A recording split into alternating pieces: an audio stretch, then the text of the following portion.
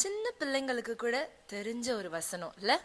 சிங்க குட்டிகள் தாழ்ச்சி அடைந்து பட்டினியா இருக்கும், கர்த்தரை தேடுகிறவர்களுக்கோ ஒரு நன்மையும் குறைவுபடாது. பாருங்களேன், ஆண்டர் என்னோட கூட இந்த வார்த்தையோட பேசினாங்க. அப்ப ஆண்டர்கிட்ட நான் கேட்டேன், இசப்பா ஏன் எத்தனையோ விலங்குகள் இருக்கு, அதெல்லாம் இல்லாம ஏன் சிங்க குட்டிகள் அப்படின்னு மென்ஷன் ஆயிருக்கு அப்படின்னு சொல்லி சும்மா ஆண்டர்கிட்ட நான் கேட்டேன். அப்போ எனக்கு இதோடைய அர்த்தத்தை எனக்கு புரிய வைங்க இசப்பா அப்படின்னு சொல்லி கேட்கும் பொழுது ஆண்டர் என்னோட கூட உணர்த்தின ஒரு காரியம் என்னன்னா, மகளே நீ பார்த்தனா இந்த காட்டுக்கே ராஜான்னு யார சொல்லுவாங்க?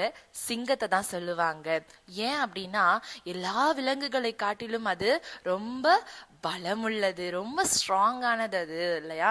அப்போ இதுல என்ன இருக்கு அப்படின்னு சொல்லி கேட்கும் பொழுது ஆண்டர் எனக்கு உணர்த்தினாங்க, பாரு இதே போலதான் மனுஷர்களும் கூட நான் சிங்கம் போல இருக்கிறேன், எனக்கு எல்லாமே இருக்கு, நான் எல்லார காட்டிலும் உயர்ந்தவன், எனக்கு பணம் இருக்கு, பட்டம் இருக்கு, பதவி இருக்கு, செல்வம் இருக்கு, புகழ் இருக்கு, பேர் இருக்கு, இப்படி நான் நான் நான் அப்படின்னு சொல்லி சுயத்தை சார்ந்து இருக்கிற மனிதர்கள் அநேகர் உண்டு. ஒரு நாள் அவர்கள் ஒண்ணுமே இல்லைங்க எனக்கு அப்படின்னு சொல்லக்கூடிய காலம் வரலாம்.